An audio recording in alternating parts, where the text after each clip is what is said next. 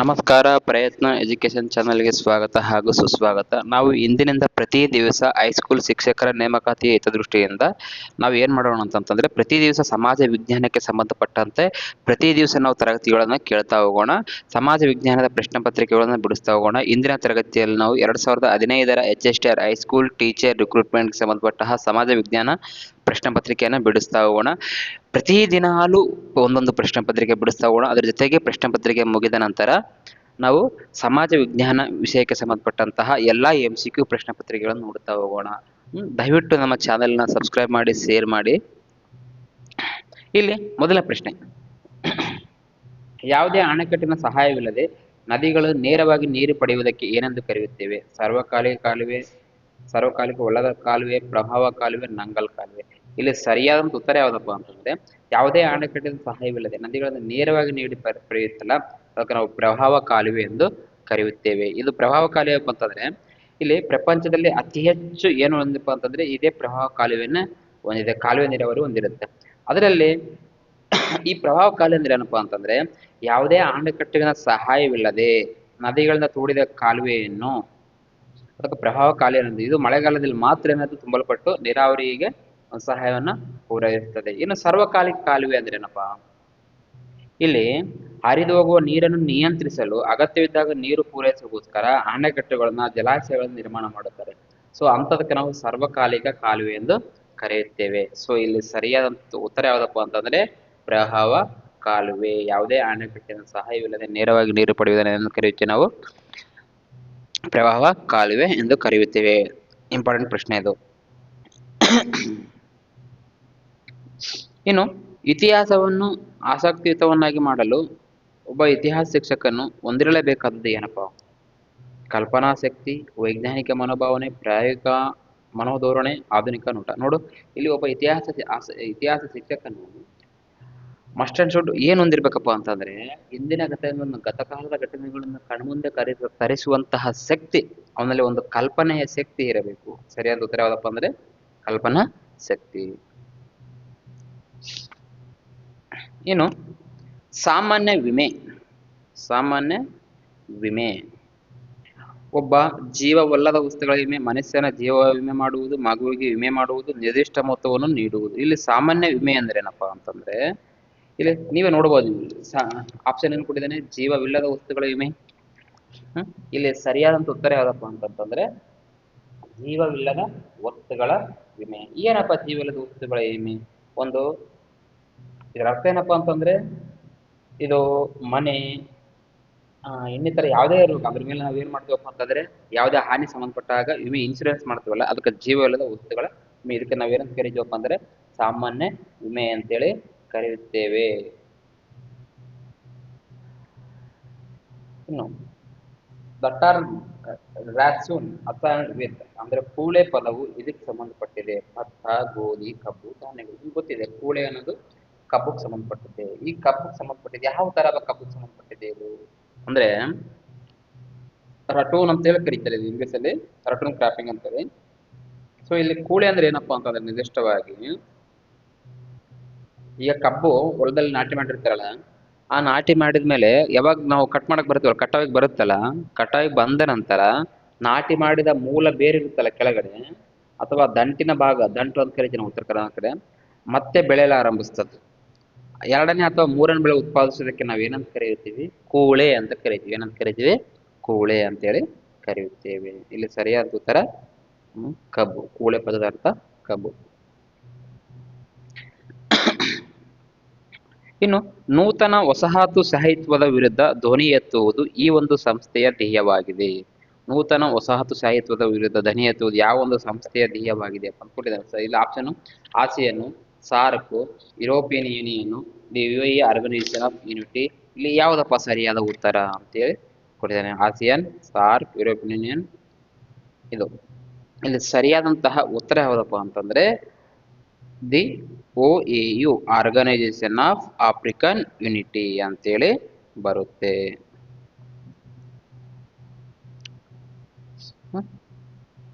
ಮತ್ತೆ ಇಲ್ಲಿ ಸರಿಯಾದ ಉತ್ತರ ಆರ್ಗನೈಸೇಷನ್ ಆಫ್ ಆಫ್ರಿಕನ್ ಯೂನಿಟಿ. ಇನ್ನು ಕಲ್ಕತ್ತಾದಲ್ಲಿ ಕಾರ್ಮಿಕ ಚಳವಳಿಯನ್ನು ಪ್ರಾರಂಭವಾದದ್ದು ಯಾವಾಗಪ್ಪ ಅಂತ ಕೇಳಿದರೆ, ಕಲ್ಕತ್ತಾದಲ್ಲಿ ಕಾರ್ಮಿಕ ಚಳವಳಿಯು ಪ್ರಾರಂಭವಾದದ್ದು ಯಾವುದು? ಇದು ನಾನು ನೋಡಿದೆ. ಸರಿಯಾದ ನಿರ್ದಿಷ್ಟ ಮಾಹಿತಿ ಇಲ್ಲ, ಬಟ್ ಎಕ್ಸಾಕ್ಟ್ಲಿ ನಾವು ಇಂಟರ್ನೆಟ್ ಮುಖಾಂತರ ನೋಡಿದಾಗ ಇಲ್ಲಿ 1827 ಅಂತಿದೆ. ಬಟ್ ಇದೊಂದು ಸಲ ನಾನು ನೋಡ್ಕೊಂತೀನಿ, ನೀವು ಒಂದ್ಸಲ ಚೆನ್ನಾಗಿ ನೋಡ್ಕೊಳ್ಳಿ. ಕಲ್ಕತ್ತಾದಲ್ಲಿ ಕಾರ್ಮಿಕ ಚಳವಳಿ ಪ್ರಾರಂಭವಾದದ್ದು. ಇನ್ನು ಪ್ರಶ್ನೆ ಸಂಖ್ಯೆ 7, 1965ರಲ್ಲಿ ನೊಬೆಲ್ ಬಹುಮಾನ ಪಡೆದುಕೊಂಡ ಸಂಸ್ಥೆ ಯಾವುದಪ್ಪ? IBRD, ಆಹಾರ ಮತ್ತು ಕೃಷಿ ಸಂಸ್ಥೆ, ಯುನಿಸೆಫ್, ಯುನೆಸ್ಕೋ.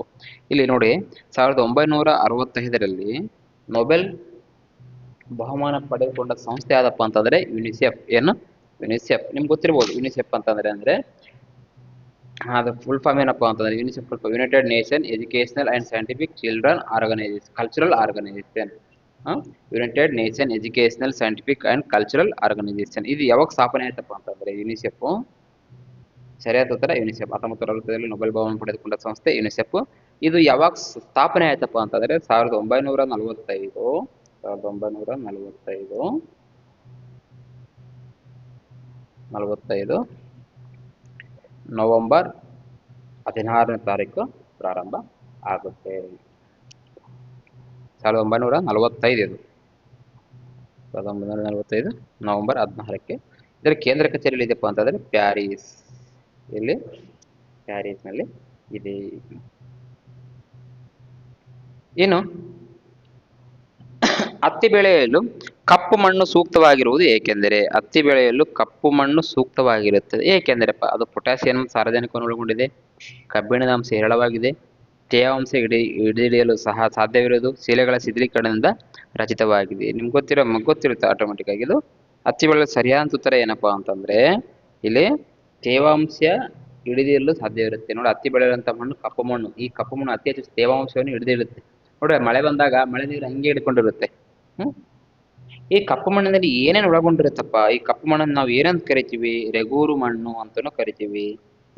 ಇದು ಹತ್ತಿ ಬೆಳೆಯಲು ಸೂಕ್ತವಾದ ಮಣ್ಣಾಗಿರುತ್ತೆ. ಈ ಕಪ್ಪು ಮಣ್ಣು ಭಾರತದಲ್ಲಿ 5.46 ಲಕ್ಷ ಚದರ ಕಿಲೋಮೀಟರ್ ಒಳಗೊಂಡಿದೆ. ಎಷ್ಟು?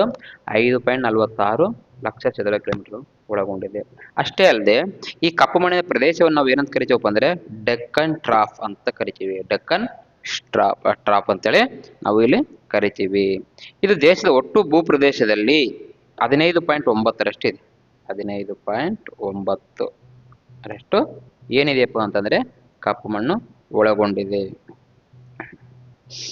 ಹಾಗಾದ್ರೆ ಭಾರತದಲ್ಲಿ ಅತಿ ಹೆಚ್ಚು ಕಪ್ಪು ಮಣ್ಣು ಹೊಂದಿರುವ ರಾಜ್ಯ ಯಾವ್ದಪ್ಪ ಅಂತಂದ್ರೆ ನಿಮ್ಗೆಲ್ಲ ಗೊತ್ತಿರುತ್ತೆ. ಯಾವ್ದಪ್ಪ ಅಂತಂದ್ರೆ ಮಹಾರಾಷ್ಟ್ರ. ಯಾವುದು? ಮಹಾರಾಷ್ಟ್ರ. ಹಾಗಾದ್ರೆ ಕರ್ನಾಟಕದಲ್ಲಿ ಯಾವ್ದಪ್ಪ ಅಂತಂದ್ರೆ ಹಾವೇರಿ. ಯಾವುದು? ಹಾವೇರಿ. ಗೊತ್ತಿರಬೇಕು ಇವೆಲ್ಲ ಇಂಪಾರ್ಟೆಂಟ್ ಮಾಹಿತಿಗಳು. ಇನ್ನು ವಿದ್ಯಾರ್ಥಿಗಳ ಮುಂದೆ ಹೋಗೋಣ. ಇನ್ನು 9ನೇ ಪ್ರಶ್ನೆ. ಭಾರತೀಯ ಅಂಚೆ ಇಲಾಖೆಯು ಈ ಹೆಸರಿನಿಂದ ಒಂದು ಬ್ಯಾಂಕನ್ನು ತಾತ್ಕಾಲಿಕವಾಗಿ ತೆರಲು ಯೋಜಿಸುತ್ತಿದೆ.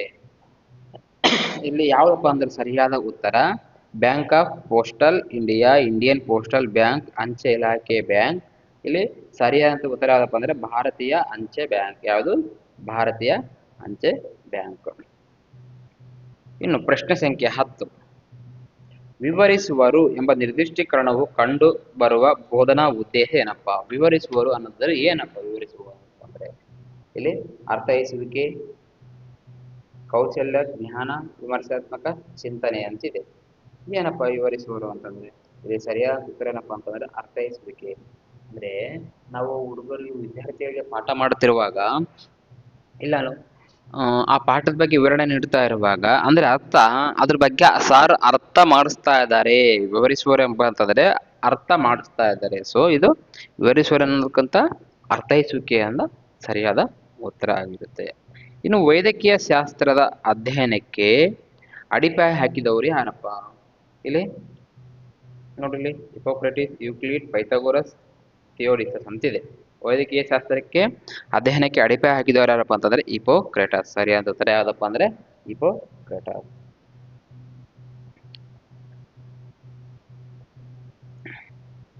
ವೈದ್ಯಕೀಯ ಶಾಸ್ತ್ರದ ಪಿತಾಮಹ ಎಂದು ಕರೆಯುತ್ತೇವೆ. ಇಲ್ಲಿ ಮಾಹಿತಿ ಹಕ್ಕು ಕಾಯ್ದೆ ಭಾರತದಲ್ಲಿ ಜಾರಿಗೆ ಬಂದ ವರ್ಷ ಯಾವ್ದಪ್ಪ? ಮಾಹಿತಿ ಹಕ್ಕು ಕಾಯ್ದೆ ನಿಮ್ಗೆ ಗೊತ್ತಿರುತ್ತಾ? 2005, 2006, 2007, 2008 ಮಾಹಿತಿ ಹಕ್ಕು ಕಾಯ್ದೆ ಭಾರತದಲ್ಲಿ ಜಾರಿಗೆ ಒಂದು ವರ್ಷ ಯಾವ್ದಪ್ಪ ಅಂತಂದ್ರೆ 2005. ಏನಪ್ಪ ಮಾಹಿತಿ ಹಕ್ಕು ಕಾಯ್ದೆ?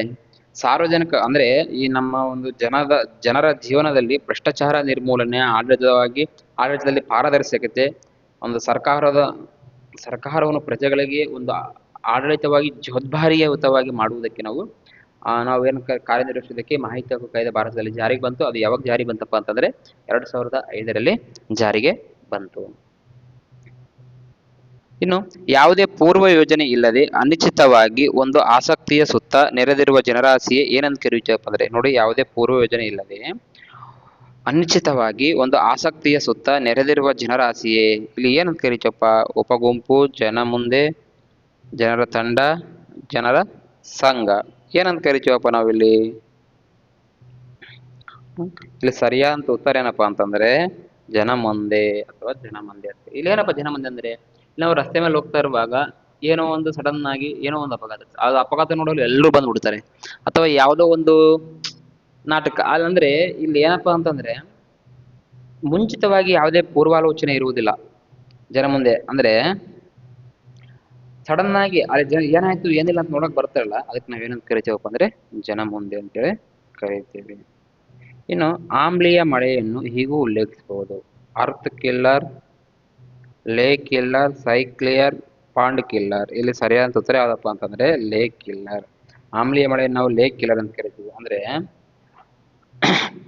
ಆಕಾಶದಿಂದ ಬಿದ್ದಂತಹ ಮಳೆ ಹನಿಗಳು ಅದು ಮಾಲಿನ್ಯಗೊಂಡು ವಾಯುಮಂಡಲದ ಮೂಲಕ ಭೂಮಿ ಮೇಲೆ ಬೀಳುತ್ತಲ್ಲ, ಅದರಲ್ಲಿ ಆಸಿಡ್ಗಳನ್ನು ಒಳಗೊಂಡಿರುತ್ತೆ. ಆಸಿಡ್ ಕಂಟೆಂಟ್ಗಳನ್ನು ಯಾವ ಆಸಿಡ್ ಅಪ್ಪ ಅಂತಂದ್ರೆ ಸಲ್ಫೂರಿಕ್ ಮತ್ತು ಕಾರ್ಬನ್ ಮೊನಾಕ್ಸೈಡ್ಗಳನ್ನು ಒಳಗೊಂಡಿರುತ್ತೆ. ಈ ಸಲ್ಫೂರಿಕ್ ಮತ್ತು ಕಾರ್ಬನ್ ಮೊನಾಕ್ಸೈಡ್ನಿಂದ ವಿಲೀನಗೊಂಡು ಮಳೆಯನ್ನು ಬೀಳುತ್ತಲ್ಲ, ಅದಕ್ಕೆ ನಾವು ಏನಂತ ಕರಿತೀವಪ್ಪ ಅಂದ್ರೆ ಆಮ್ಲೀಯ ಮಳೆ. ಅದಕ್ಕೆ ನಾವು ಲೇಕ್ ಕಿಲ್ಲರ್ ಅಂತೇಳಿ ಕರೆಯುತ್ತೇವೆ.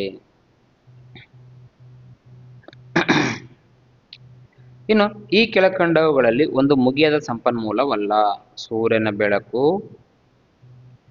ಕಾಡುಗಳು, ನೈಸರ್ಗಿಕ ಅನಿಲ, ಗಾಳಿ. ನಿಮ್ಗೆ ಗೊತ್ತಿರುತ್ತೆ ಇಲ್ಲಿ ಮುಗಿಯದ, ಮುಗಿಯುವ ಅನ್ಕೊಟ್ಟನ. ಸೂರ್ಯನ ಮುಗಿಯದ ಅಂದ್ರೆ ಮುಗಿಯಬಾರದು ಸಂಪನ್ಮೂಲ ಅಲ್ಲ ಅಂತ ಕೇಳಿದ. ಮುಗಿಯದ ಸಂಪನ್ಮೂಲ ಅಲ್ಲ. ನೋಡು, ಸೂರ್ಯನ ಬೆಳಕು ಮುಗಿಯದ ಸಂಪನ್ಮೂಲ ಹೌದು. ಕಾಡುಗಳು ಮುಗಿಯದ ಸಂಪನ್ಮೂಲ ಹೌದು. ಗಾಳಿ ಮುಗಿಯದ ಸಂಪನ್ಮೂಲ ಹೌದು. ಆದರೆ ನೈಸರ್ಗಿಕ ಅನಿಲ ಮುಗಿಯದ ಸಂಪನ್ಮೂಲ ಅಲ್ಲ, ಇದು ಖಾಲಿ ಆಗುತ್ತೆ. ಇಲ್ಲಿ ಸರಿಯಾದ ಉತ್ತರ ಯಾವ್ದಪ್ಪ ಅಂದ್ರೆ ನೈಸರ್ಗಿಕ ಅನಿಲ. ಇನ್ನು ಬೆಂಗಳೂರು ನಗರ ಕೇಂದ್ರ ಸಹಕಾರಿ ಸಂಘವು ಪ್ರಾರಂಭವಾದದ್ದು ಯಾವಾಗ? ಬೆಂಗಳೂರು ನಗರ ಕೇಂದ್ರ ಸಹಕಾರಿ ಸಂಘವು ಪ್ರಾರಂಭವಾದದ್ದು ಯಾವಾಗ ಅಂತ ಪ್ರಶ್ನೆ ಕೇಳ್ತಾ ಇದ್ದೇನೆ. 1905, 1907, 1908, 1906. ಇಲ್ಲಿ ಸರಿಯಾದಂತ ಉತ್ತರ ಯಾವ್ದಪ್ಪ ಅಂತಂದ್ರೆ ಬೆಂಗಳೂರು ನಗರ ಕೇಂದ್ರ ಸಹಕಾರಿ ಸಂಘ ಪ್ರಾರಂಭವಾದದ್ದು 1905. ಇದು ನಮ್ಗೆ ಗೊತ್ತಿರಬೇಕು ಮಾಹಿತಿ. ನೋಡಿ ಇಲ್ಲಿ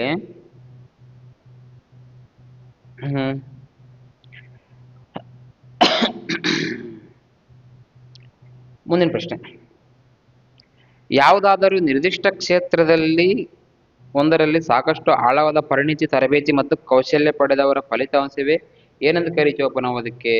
ಕೈಗಾರೀಕರಣ, ಔದ್ಯೋಗೀಕರಣ, ಜಾಗತೀಕರಣ, ವಿಶೇಷ ಪರಿಣಿತಿ. ನೋಡಿ, ಯಾವುದಾದರೂ ನಿರ್ದಿಷ್ಟ ಕ್ಷೇತ್ರವೊಂದರಲ್ಲಿ ಸಾಕಷ್ಟು ಆಳವಾದ ಪರಿಣಿತಿ, ತರಬೇತಿ ಮತ್ತು ಕೌಶಲ್ಯ ಪಡೆದವರ ಫಲಿತಾಂಶವೇ ಏನಂತ ಕೇಳಿದೇನಪ್ಪ ಅಂತಂದ್ರೆ ಇಲ್ಲಿ ಸರಿಯಾದಂತ ಉತ್ತರ ಏನಪ್ಪ ಅಂತಂದ್ರೆ ವಿಶೇಷ ಪರಿಣಿತಿ ಅಂತೇಳಿ ನಾವು ಕರಿತೀವಿ. ಸರಿಯಾದ ಉತ್ತರ ವಿಶೇಷ ಪರಿಣಿತಿ. ನೋಡಿ, ನಮಗೆ ಇಷ್ಟ ಬಂದ ಯಾವ್ದಾದ್ರು ಒಂದು ಕ್ಷೇತ್ರದಲ್ಲಿ ಅಲ್ಲಿ ಆಳವಾದ ಪರಿಣಿತಿ ಮತ್ತು ತರಬೇತಿ ಕೌಶಲ್ಯ ಪಡೆದಿಲ್ಲ, ಅದಕ್ಕೆ ವಿಶೇಷ ಪರಿಣಿತಿ ಅಂತೇಳಿ ನಾವು ಕರಿತೀವಿ.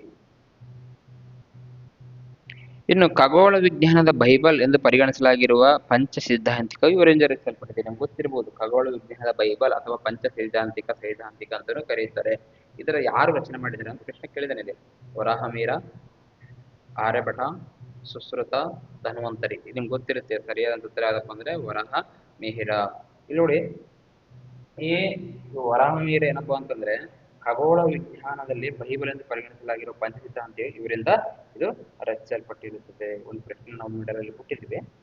ಇನ್ನು ಒಂದು ಪಾಠದ ಪೀಠಿಕೆಯಲ್ಲಿ ಒಳಗೊಂಡಿರುವ ಮನೋವೈಜ್ಞಾನಿಕದ ನಿಯಮ ಏನಪ್ಪ? ಪಾಠದ ಪೀಠಿಕೆ ಅಂದ್ರೆ ಆರಂಭ. ಆ ಆರಂಭದಲ್ಲಿ ಒಳಗೊಂಡಿರುವ ಮನೋವೈಜ್ಞಾನಿಕದ ನಿಯಮ ಏನಪ್ಪ?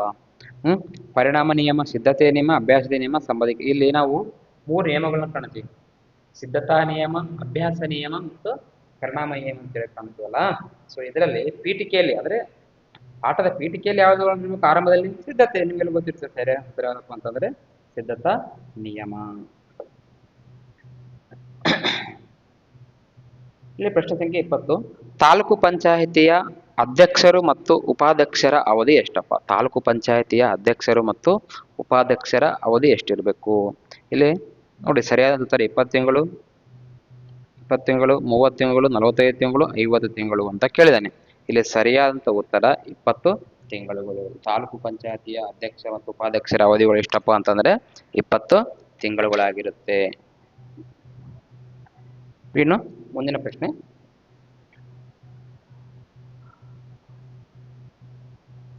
ಶೀತ ಸಾಗರ ಪ್ರವಾಹಗಳು ಧ್ರುವ ಪ್ರದೇಶದಲ್ಲಿ ಆರಂಭವಾಗಿ ಡ್ಯಾಶ್ ಪ್ರದೇಶದ ಕಡೆ ಹರಿಯುತ್ತದೆ. ನೋಡಿ, ಶೀತ ಸಾಗರ ಪ್ರವಾಹ ಮತ್ತೆ ಉಷ್ಣ ಸಾಗರ ಪ್ರವಾಹ ಅಂತೇಳಿ ನಾವು ಕಾಣ್ತೀವಿ. ಇಲ್ಲಿ ಈ ಶೀತ ಪ್ರವಾಹ ಸಾಗರ ಯಾವ ಪ್ರದೇಶದಿಂದ ಪ್ರಾರಂಭವಾಗಿ ಯಾವ ಪ್ರದೇಶ ಕಡೆ ಸಾಗುತ್ತಾ ಅಂತ ಉತ್ತರ ಕೇಳಿದ್ದಾನೆ. ಅಂದ್ರೆ ಶೀತ ಸಾಗರ ಧ್ರುವ ಪ್ರದೇಶದಿಂದ ಸ್ಟಾರ್ಟ್ ಆಗಿ ಧ್ರುವ ಪ್ರದೇಶದಿಂದ ಪ್ರಾರಂಭವಾಗಿ ಸಮಭಾಜಕ ವೃತ್ತದ ಕಡೆಗೆ ಪ್ರಾರಂಭವಾಗುತ್ತದೆ. ಇಲ್ಲಿ ಸಮಭಾಜಕ ವೃತ್ತದ ಕಡೆ ಬರುತ್ತದೆ. ಯಾವ್ದಪ್ಪ ಅಂತಂದ್ರೆ ಶೀತ ಸಾಗರ. ಅದೇ ಉಷ್ಣ ಸಾಗರ ಅಂತ ಬಂದ್ರೆ ಸಮಭಾಜಕ ವೃತ್ತದಿಂದ ಪ್ರಾರಂಭವಾಗಿ ಧ್ರುವದ ಕಡೆ ಚಲಿಸುತ್ತದೆ. ನಿಮ್ಗೆ ಸರಿಯಾದಂತ ಮಾಹಿತಿ ಗೊತ್ತಾದ ಅಂತ ತಿಳ್ಕೊತೀನಿ. ಇವಾಗ ಹೇಳಿ, ಶೀತ ಸಾಗರ ಧ್ರುವ ಪ್ರದೇಶದ ಪ್ರಾರಂಭವಾಗಿ ಸಮಭಾಜಕ ವೃತ್ತದ ಕಡೆ ಚಲಿಸುತ್ತದೆ. ಇಷ್ಟೇ ಗೊತ್ತಿರ್ಬೇಕು ನಮ್ಗೆ. ಶೀತ ಮೊದಲು ಶಂಕರ ಶಾಬ್ ಅಂತ ಅದು ಸಕ್ಕರೆ ಸಾ ಕಡೆ ಹೋಗುತ್ತಾ ಅಂತ ತಿಳ್ಕೊಳ್ಬಿಡ್ರಿ. ಶೀತ ಸಾಗರ ಯಾವ ಕಡೆ ಹೋಗುತ್ತಾ? ಸಮಭಾಜಕ ವೃತ್ತದ ಕಡೆ ಹೋಗುತ್ತೆ. ಎಲ್ಲಿಂದ? ಧ್ರುವ ಪ್ರದೇಶದ ಕಡೆಯಿಂದ. ಇಷ್ಟು ಗೊತ್ತಿರ್ಬೇಕು. ಇಲ್ಲಿ 22ನೇ ಪ್ರಶ್ನೆ, 1998ರಲ್ಲಿ ನೊಬೆಲ್ ಬಹುಮಾನ ಗಳಿಸಿದ ಡಾಕ್ಟರ್ ಅಮರ್ತ್ಯ ಸೇನ್ ಒಬ್ಬ ಏನಾಗಿರ್ತಾರೆ ಅಂತ ಕೇಳಿದ್ದಾರೆ. ಡಾಕ್ಟರ್, ಅರ್ಥಶಾಸ್ತ್ರಜ್ಞ, ಇಂಜಿನಿಯರ್, ಇತಿಹಾಸಕಾರ. ನಿಮ್ಗೆ ಗೊತ್ತಿರುತ್ತೆ. ಸರಿಯಾದಂತ ಉತ್ತರ ಏನಪ್ಪಾ ಅಂದ್ರೆ ಡಾಕ್ಟರ್ ಅಮರ್ತ್ಯ ಸೇನ್ ಒಬ್ಬ ಅರ್ಥಶಾಸ್ತ್ರಜ್ಞರಾಗಿರುತ್ತಾರೆ. 1998ರಲ್ಲಿ ನೊಬೆಲ್ ಬಹುಮಾನ ಗಳಿಸಿದ ಡಾಕ್ಟರ್ ಅಮರ್ತ್ಯ ಸೇನ್ ಒಬ್ಬ ಅರ್ಥಶಾಸ್ತ್ರಜ್ಞರು. ಇದು ನಮ್ಗ ಗೊತ್ತಿರಬೇಕಂತಹ ವಿಷಯ. ಅಮರ್ತ್ಯ ಸೇನ್ ವೆಲ್ಫೇರ್ ಎಕನಾಮಿಕ್ಸ್, ಕಲ್ಯಾಣ ಅರ್ಥಶಾಸ್ತ್ರ ಕ್ಷೇತ್ರಕ್ಕೆ ನೀಡಿದಂತಹ ಕೊಡುಗೆಯನ್ನು ಗಮನಿಸಿ ಅವರಿಗೆ ಏನ್ ಕೊಟ್ಟಿದ್ದಾರಪ್ಪ ಅಂತಂದ್ರೆ ನೊಬೆಲ್ ಬಹುಮಾನ ಕೊಟ್ಟಿದ್ದಾರೆ. ಇನ್ನು 23ನೇ ಪ್ರಶ್ನೆ, ತಳಿ ವೈಜ್ಞಾನಿಕ ಉದ್ಯಮಗಳು ಕೆಳಕಂಡ ಪುನರ್ ಉತ್ಪಾದನೆಯಲ್ಲಿ ತೊಡಗಿರುವುದು. ಆಪ್ಷನ್: ವಿವಿಧ ಬೆಳೆಗಳು, ಸಸ್ಯಗಳು ಮತ್ತು ಪ್ರಾಣಿಗಳು, ವಿವಿಧ ಮಾನವ ಜೀವಿಗಳು, ವಿವಿಧ ಕಚ್ಚಾ ವಸ್ತುಗಳು, ಮೀನು. ಇಲ್ಲಿ ಕ್ವಶನ್ ಅಲ್ಲೇ ಅರ್ಥ ಆಗುತ್ತೆ. ಇವೆಲ್ಲ ಕೆಳಗಡೆ ಇರುವಂತಹ ಎಲ್ಲ ಇದರಲ್ಲಿ ಬರ್ತವೆ, ಮೇಲ್ಗಡೆ ಬರುತ್ತೆ. ಹೌದಾ? ವಿವಿಧ ಬೆಳೆಗಳು, ಸಸ್ಯಗಳು ಮತ್ತು ಪ್ರಾಣಿಗಳು. ಸರಿಯಾದ ಉತ್ತರ ವಿವಿಧ ಬೆಳೆಗಳು, ಸಸ್ಯಗಳು ಮತ್ತೆ ಪ್ರಾಣಿಗಳಾಗಿರುತ್ತೆ. ಇನ್ನು ಪ್ರಶ್ನೆ ಸಂಖ್ಯೆ 24. ಭಾರತ ಸಂವಿಧಾನದ ಯಾವ ವಿಧಿಯು ಅಸ್ಪೃಶ್ಯತೆಯ ಆಚರಣೆಯ ಶಿಕ್ಷಾರ್ಹ ಅಪರಾಧ ಎಂದು ಘೋಷಿಸಿದೆ? ನಿಮ್ಗೆ ಗೊತ್ತಿರುತ್ತೆ. ಭಾರತ ಸಂವಿಧಾನದ ಯಾವ ವಿಧಿಯು ಅಸ್ಪೃಶ್ಯತೆ ಆಚರಣೆ ಶಿಕ್ಷಾರ್ಹ ಅಪರಾಧ ಅಂತ ಹೇಳಿದ್ರೆ 17ನೇ ವಿಧಿ ಹೇಳುತ್ತೆ. ಇದು ನಮಗೆ ಗೊತ್ತಿರಲೇಬೇಕಾದಂತಹ ವಿಷಯ. ಅಸ್ಪೃಶ್ಯತೆ ನಿವಾರಣೆ ಬಗ್ಗೆ ಎಷ್ಟನೇ ವಿಧಿ ಹೇಳ್ತಪ್ಪ ಅಂದ್ರೆ 17ನೇ ವಿಧಿಯು. ಈ ಅಸ್ಪೃಶ್ಯತೆ ನಿವಾರಣೆ ಕಾಯ್ದೆ ಯಾವಾಗ ಜಾರಿ ಬಂತಪ್ಪ ಭಾರತದಲ್ಲಿ? 1955ರಲ್ಲಿ ಜಾರಿಗೆ ಬರುತ್ತೆ. 1955ರಲ್ಲಿ ಜಾರಿಗೆ ಬರುತ್ತೆ. ಆದ್ರೆ ಇದರಲ್ಲಿ ಕೆಲವೊಂದು ಲೋಪದೋಷಗಳನ್ನು ತಿದ್ದುಪಡಿ ಮಾಡಿ 1976ರಲ್ಲಿ ಇದಕ್ಕೆ ಏನೆಂದು ಹೆಸರಿಟ್ರಪ್ಪ ಅಂದ್ರೆ ಮರುನಾಮಕರಣ ಮಾಡಿದ್ರಪ್ಪ ಅಂತಂದ್ರೆ ನಾಗರಿಕ ಹಕ್ಕುಗಳ ಸಂರಕ್ಷಣಾ ಕಾಯ್ದೆ ಅಂತೇಳಿ ಮರುನಾಮಕರಣ ಮಾಡುತ್ತಾರೆ. ಇವಾಗ ಹೇಳಿ, ಅಸ್ಪೃಶ್ಯತೆ ಭಾರತ ಸಂವಿಧಾನದ ಯಾವ ವಿಧಿ ಅಸ್ಪೃಶ್ಯತೆ ಬಗ್ಗೆ ಹೇಳುತ್ತೆ? 17ನೇ ವಿಧಿ. ಈ ಅಸ್ಪೃಶ್ಯತೆ ಆಚರಣೆ ನಿಷೇಧ ಕಾಯ್ದೆ ಯಾವಾಗ ಜಾರಿಗೆ ಬಂತಪ್ಪ ಅಂತಂದ್ರೆ 1955ರಲ್ಲಿ. ಅದರಲ್ಲಿ ಕೆಲವೊಂದು ದೋಷಗಳನ್ನ ತಿದ್ದುಪಡಿ ಮಾಡಿ ಅದಕ್ಕೆ ಮರುನಾಮಕರಣ ಮಾಡ್ತಾರೆ. ಯಾವಾಗಪ್ಪ ಅಂದ್ರೆ 1976ರಲ್ಲಿ. ಏನಂತ ಮರುನಾಮಕರಣ ಮಾಡ್ತಾರೆ ಅಂದ್ರೆ ನಾಗರಿಕ ಹಕ್ಕುಗಳ ಸಂರಕ್ಷಣಾ ಕಾಯ್ದೆ ಅಂತೇಳಿ ಮರುನಾಮಕರಣ ಮಾಡುತ್ತಾರೆ. ಇದು ಗೊತ್ತಿರಬೇಕು.